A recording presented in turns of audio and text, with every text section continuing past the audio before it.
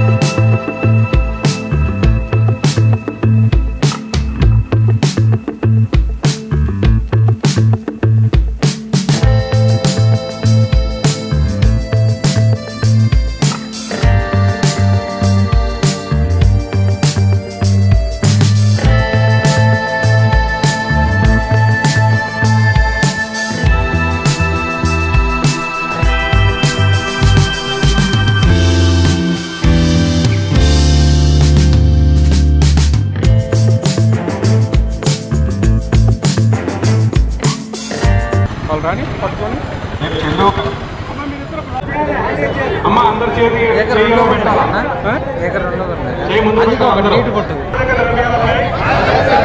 జరుగుతున్న పోరాటంలో క్రియాశీల భాగస్వామిని అవుతానని, డ్రగ్స్ రహిత జీవన శైలిని అనుసరిస్తూ పడకుండా ఉండడానికి కృషి చేస్తానని, డ్రగ్స్ రహిత సమాజమే సాగుతున్న తెలంగాణ ప్రభుత్వ సంకల్పంలో భాగస్వామిని అవుతానని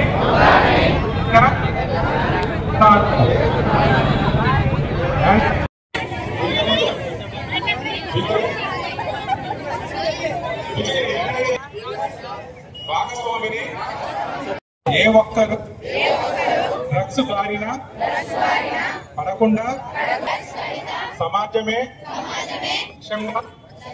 సాగుతున్న తెలంగాణ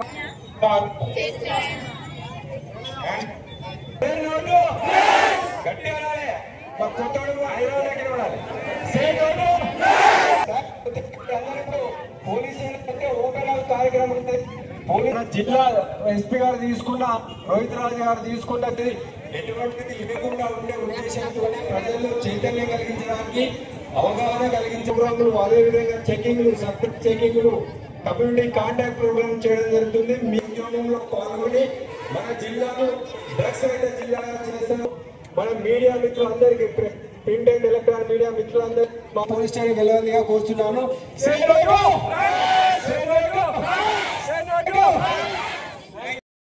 పోలీస్ స్టేషన్ ఏ రకంగా ఫంక్షనింగ్ అవుతుందనే దాంట్లో భాగంగా మీరు ఆలోచించండి. ఏదైనా వైన్ కానీ వేరే రకమైన ఇష్యూ చేసుకున్న గాంజా కానీ ఏదైనా ఒక కేసులో కానీ ఇబ్బంది పెడితే భవిష్యత్తు ఇబ్బంది అవుతుంది. మీరు మంచిగా చదువుకోవాలి, మంచి జాబ్ కొట్టాలి, మాకన్నా మంచి ఉన్నతమైన స్థానంలో ఉండాలి. సైబర్ క్రైమ్కి మీరు ఎవ్వరూ గురి కావద్దు. ఎందుకు కావద్దంటే మీరంతా చదువుకొని సైబర్కి గురయ్యారంటే ఇక మనకి అర్థం లేదు. భవిష్యత్తు రెండే అంశాలు. ఒకటి సైబర్కి గురి కాకుండా మనం ఉంటాం, మన ఫ్యామిలీ ఉంటాం. రెండోది రోడ్డు భద్రతని మనం పాటించాలి, మన వల్ల పక్కన వాడికి యాక్సిడెంట్ కావాలి. ఈ రెండు సంఘటనలు కనుక జాగ్రత్తగా ఉండి నా స్టడీ ఏంది, నా లైఫ్ ఏంది, అమ్మ నాన్నకి నేను మంచితనంగా మంచి కొడుకుగా ఎదురుగా మంచిగా చదువుకొని గ్రూప్ మంచి జాబ్ కొట్టి మంచి పోలీస్ ఆఫీసర్ అయ్యి మంచిగా ఉండాలని మనస్ఫూర్తిగా కోరుకుంటూ ఈ కార్యక్రమానికి పిలవగానే